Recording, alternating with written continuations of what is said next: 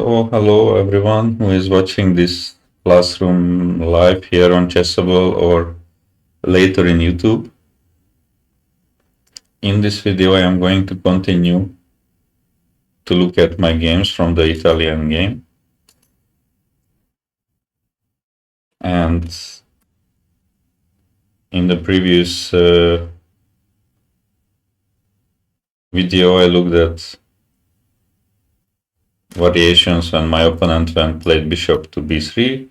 So in this video, I will look at some games when white played bishop to b5. So this is the critical line because now the e5 pawn is under immediate attack by this knight on e5. And, playing something like bishop g4 now is not so good because white can simply play h3, for example, and it's already an unpleasant decision whether to give up the bishop pair or after bishop h5, maybe even g4 followed by knight e5 is possible. So here, since there is no pressure on f7, bishop to d6 is the move. And I guess you will see in some other games the critical move is rook e1, and basically everything else is just pretty good for black already. So in this game, I am playing against very strong Argentinian grandmaster Galgaer. He played knight to c3. I castled, so he took on c6, bc6. So I just wanted to show how this structure looks like when basically not the main pawn structure of the course happens, but white just wants to create one double pawns for black. But this is already not dangerous at all for black, to say the least. And in an ideal world, black is just playing bishop b7, c5, and with the two bishops and some play on the king side, it's already quite good for black. So my opponent went rook to e1. It's protected with rook e8. He played very slow move h3. I mean, it makes sense because it's not necessary that I put the bishop here. I can also create this this unpleasant pin. As in the previous video, I showed many times that this pin is very difficult to break. So he went h3. I just went c5, bishop to e3, and bishop b7. So basically, yeah, this is kind of a standard position if white is not going for d4 at some moment. This bishop on b7 is extremely strong on this long diagonal. So it's just white doesn't have light square bishop. G2 square can be a target, and it's not clear what white should do. I mean, black's play is super easy, and this knight on b6 is a little bit out of play, but it also can help with some c4 break and prevents knight e4, knight a4 for now. So it's also not that horrible. So my opponent went b3 here to stop any c4, and I just played f5. And the position is already much better for black. It's possible to continue with queen f6, maybe with e4 later, or just bring the rook to d8. So yeah, black has more space and kind of clear moves. And my opponent decided, okay, let's remaneuver the bishop to b2, so maybe put some pressure on the e pawn. I mean, it's quite logical. So if I would play like queen f6, I believe it could even work maybe. But he already developed the bishop, then went back, so e4 just should be pretty good. And after trade, my opponent went to d2. I mean, knight g5 is not better. It can be met by queen f6, I believe, at the very least. And big problems in this diagonal. h6 is threatening to trap the knight. So it was not good. So he went knight e2. I played e3. So quite typical, like pawn doesn't really matter. I mean, bishops are opening up and huge problems in general for whites. And after trade, I played queen to g5. So I have threat on e3, threat on g2. Only move was to play knight e4. And then I just took and queen e5. So basically it's a double attack. Obviously the better way is to give up the exchange, and black should win this position. I didn't, I have to say. I managed to lose this, but it's I cannot complain too much to be an exchange up out of the opening. All right, so next game. The next game is a pretty short one. So yeah, it was played also on chess.com. My opponents in the 2800, 2900 range, sometimes 3000. So knight b6, bishop b5. This is kind of the main line. So playing rook e1 forces black to go f6. So it's not, now it's not so good to put the queen here on e7 because it will be just pinned after d4. So it's not good. So now black should protect with the pawn, d4. This is kind of the main line of this variation with bishop b5. And yeah, this is a very interesting position actually. It's a pretty bad pawn structure. I mean, that for an endgame. But for the near future, it's not so bad because there is a rook on the f file putting big pressure. Bishop can go to g4, so black has the bishop pair to compensate. Sometimes the knight can just jump to d5 and f4. So yeah, of course, if I would, remove the queens from the board, it's not a good position for black, but it's just very far from it, and the queen trade is not realistic for white. So in the next stage of the game, they have to defend, which is, I believe, they are not really ready in the slow Italian like so quickly. So my opponent played h3, which is a normal looking move. I mean, it's not extremely bad, but the thing is that it prevents bishop g4. But about one thing which I was not talking about is the development. So white is seriously behind, and black already has a small trick with this move e4. Yeah, and in this game my opponent kind of took on e4, but it was not just a positional sacrifice, so he didn't wait for my move. He resigned immediately. There is obviously bishop h2, discover check on the queen, and the game is immediately over. So I believe in my selection, which I am going to show in this video, there is another game where white played knight g5, so the game continues obviously here, but yeah, allowing this e4 makes things much easier for black, because there will be a direct target on f2, the bishop is open, and white should normally try to blockade this pawn on e4.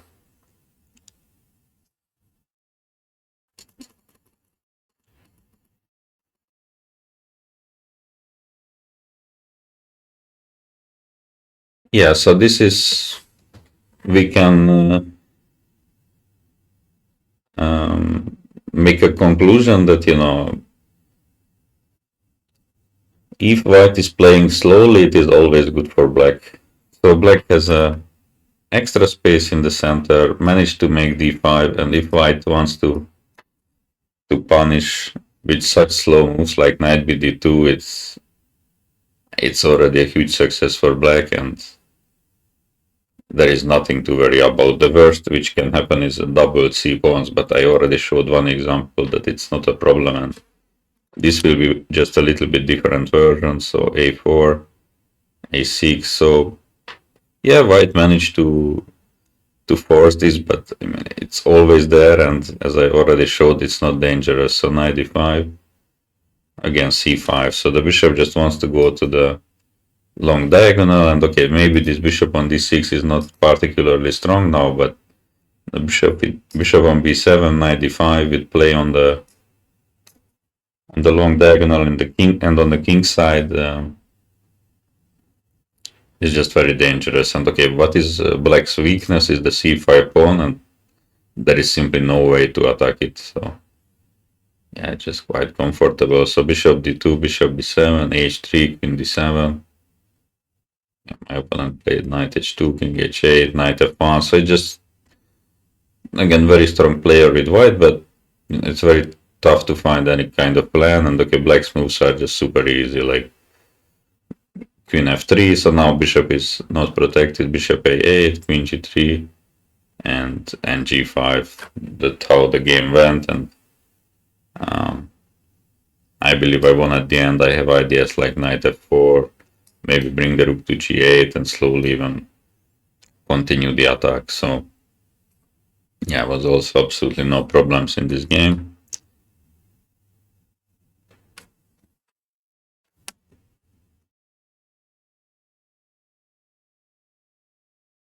So here, instead of rook e1, my opponent tried d4, which is also kind of logical, but fortunately it's absolutely not dangerous. So if white includes the moves rook e1, f6, and then goes d4, then obviously black cannot go e4, but now it's not only good, it's pretty much a must to go e4 and to enter a very, very sharp line where actually white has to make some precise moves here, and rook e1 is one of them, so rook e1 is good. Okay, black protects the pawn, bishop g5, queen d7.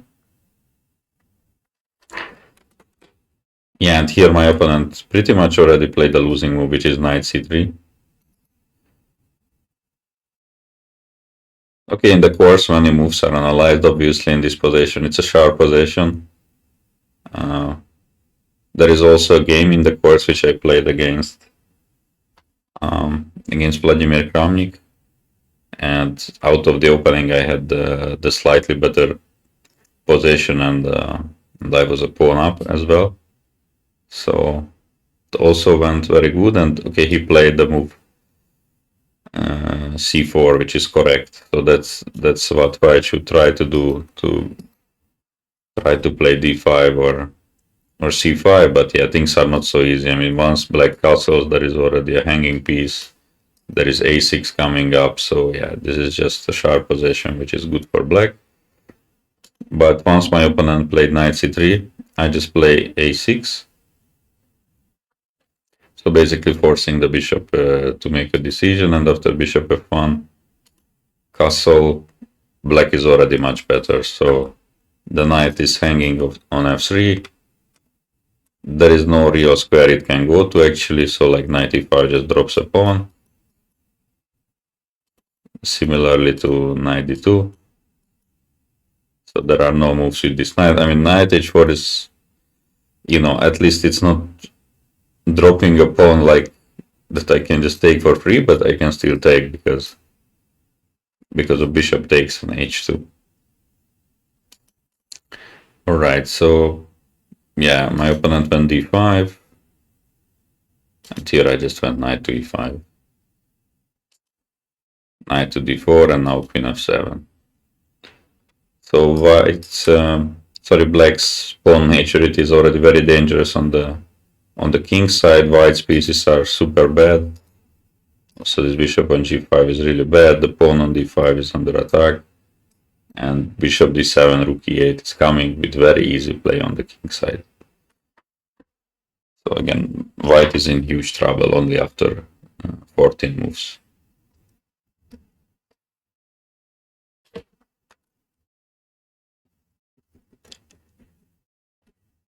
So this is once again the main line, d4, castle, takes c6, bc, fe, and bishop g5, which is a better move than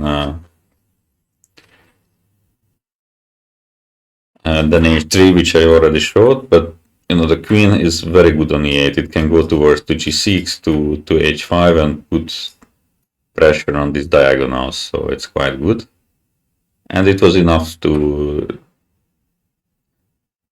make one sort of lazy move from white, which was queen e2, and it's already big trouble.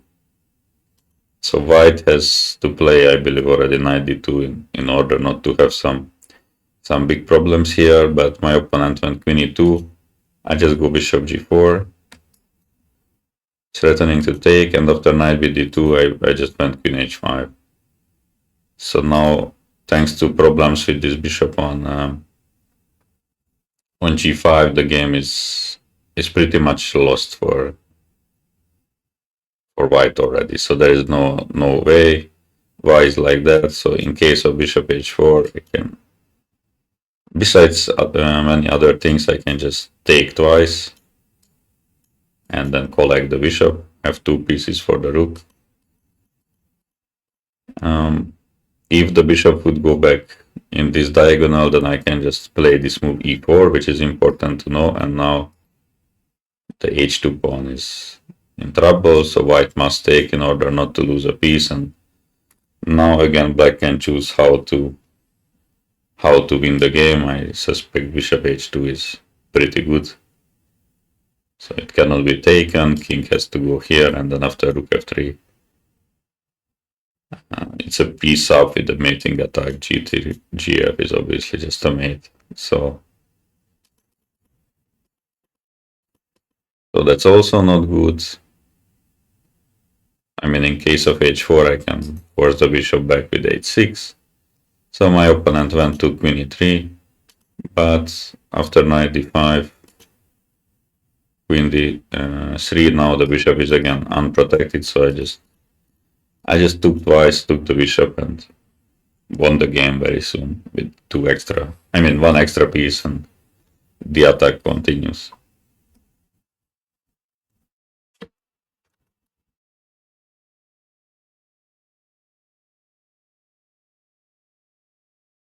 Yeah, again this h3, and here actually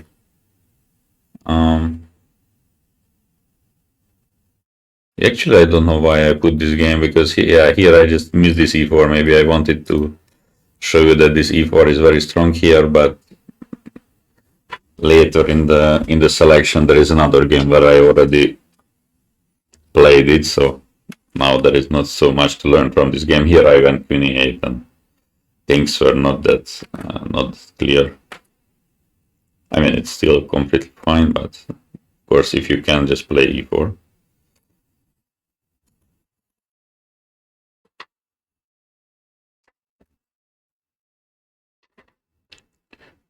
So now again a little bit different thing. So white already played d4, but now plays h3 to stop bishop g4. And you know, it's a very careful approach, so to say.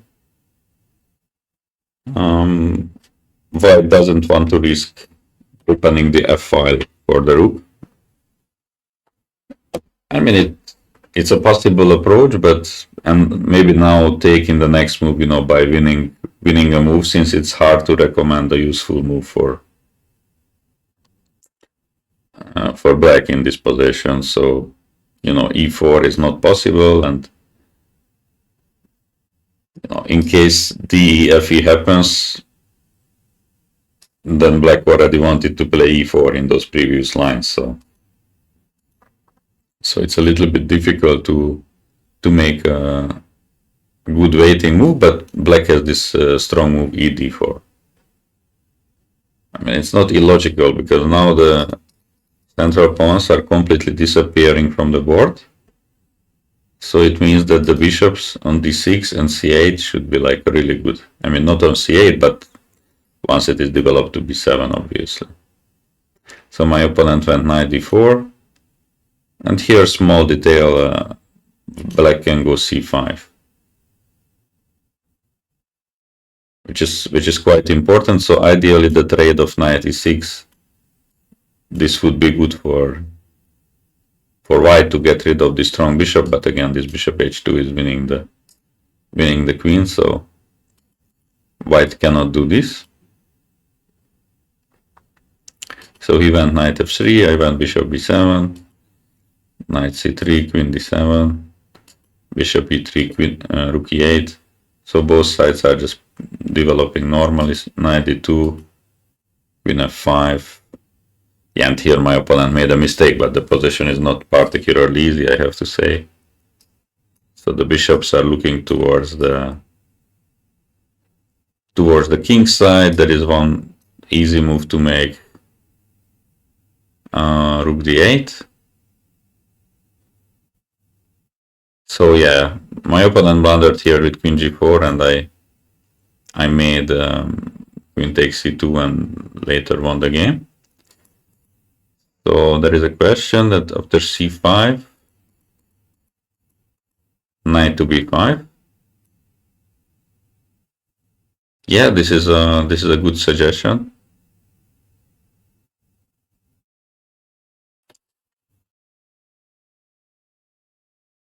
I mean, even if black plays just bishop b7, it's completely fine.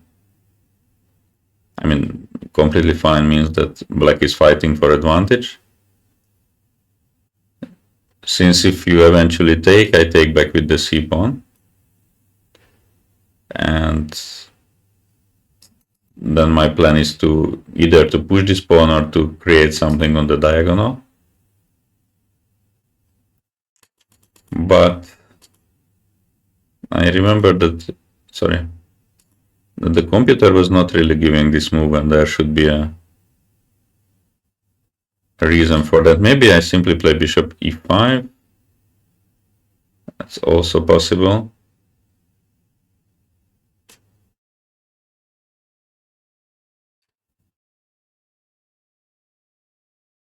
Maybe this is even stronger. So I want to kick back your knight. And in case you, let's say you trade the queens and want to play something like f4, then I am quite happy that you played f4. So now, even if I retreat with my bishop, now you further weakened your long diagonal. And yeah, I mean, it's definitely black who is fighting for the advantage. So knight b5 is a good suggestion. I mean, practically speaking, it's a better move than knight f3.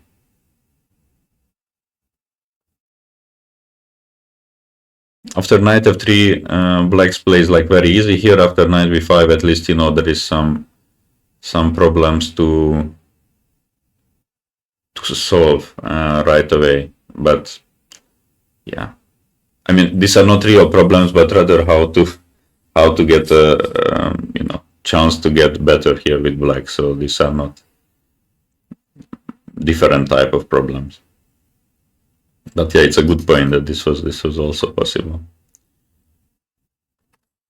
So next game.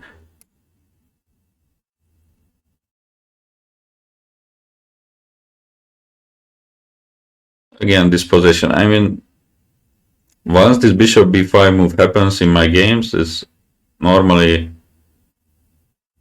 I don't want to say exact percentage, but at least I would say 70% of the time it also reaches this position.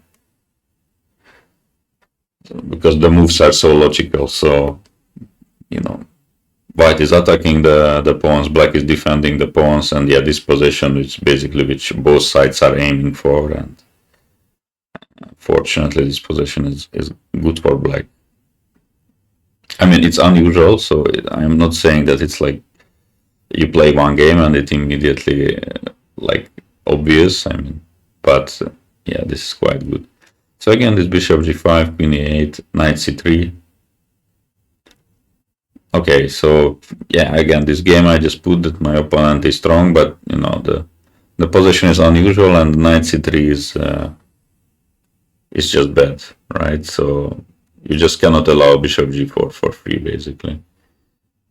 So bishop g4 was played, bishop h4, and queen h5. So bishop g3. Yeah, actually this game I put for this moment that I played bishop takes on f3, which is again the same mistake which I did in a couple of other games, that actually black can aim for more in this position, and while bishop takes f3, I mean, wins a pawn, and obviously, you know, black is clearly better here, but the bishop is defending, the knight can go to e4. I mean, actually, I had a very similar game today. Rapid game. I mean, it takes time for black to win such position. But in this particular case, I mean, obviously this rook f3 was much stronger. So gf, bishop f3. And okay, there is no immediate win, so white plays something like queen d3, I believe. And okay, black probably just plays rook f8 with the idea of bringing the knight over to f4. If the bishop captures it, then obviously there is no defender of the king, and it's also not very useful to allow the knight h3 check. And in case a trade happens, so I don't know, I just make a random move. In case a trade happens on d5, I mean, there is an exchange for white, but black has a pawn for it already, and you know, with d4 it will be possible to support this bishop. Maybe then go queen g4 and just slowly push the pawn. White doesn't really have much of a counterplay, and black has just easy attacking chances here. Okay, anyway, just to show this type of probably it's even better to play like this in such position than just to take a pawn and then suffer a little bit to convert it. So it was probably even better.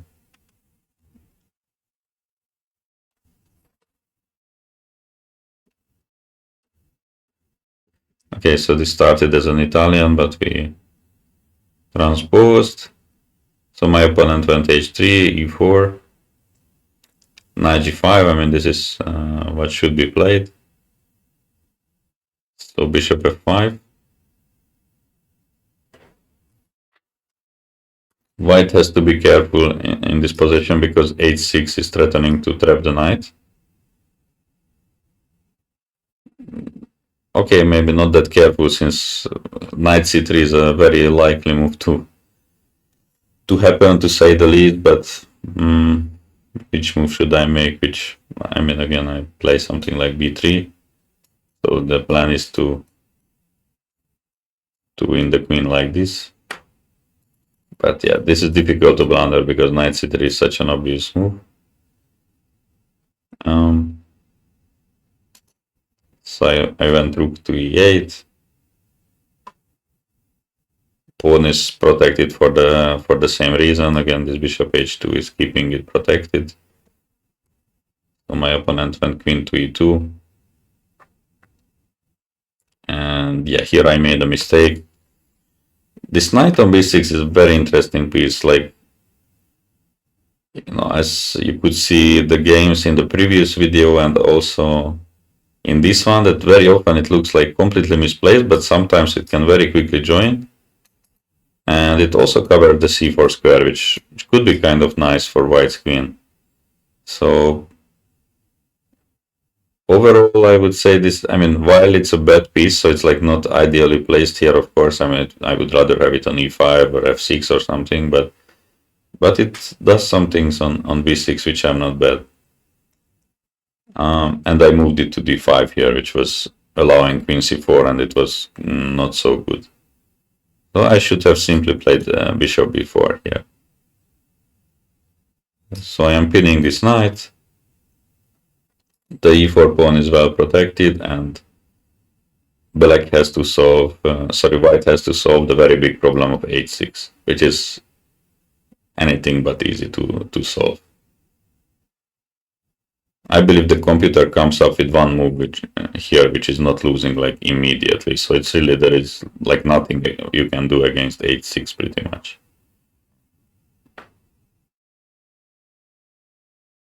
So I believe computer tries queen h5 and after bishop g6, queen g4, something like this. But it's already around -1 advantage for black, but I'm not even sure about bishop g6 whether it's that important to play that move. Of course, this is a threat, but maybe there is something better. But okay, even like this, maybe knight d5 in this position or something like that should be quite good. So yeah, this bishop b4 was the key move, and it's also a motif in this position quite often that when the knight comes to c3, it can be pinned by the bishop, and let's say worst case scenario, a trade happens on c3, then the pawn structure is all of a sudden almost identical. So black doesn't even have this problem with the double c pawn. Okay, so that was actually the last game of this selection. So this was the other type of Italian games which I played and which is possible in this d3 force move d3 variation. Not exactly sure what will be in the next video. It's always a little bit up to you as well. So if you have some questions, please let me know, and I would continue with that that variation in my online games. Mainly Rui Lopez and Italian game is happening. So these are the two variations when I can bring the most examples. So thank you very much for watching this video, and see you soon in another classroom session or YouTube video.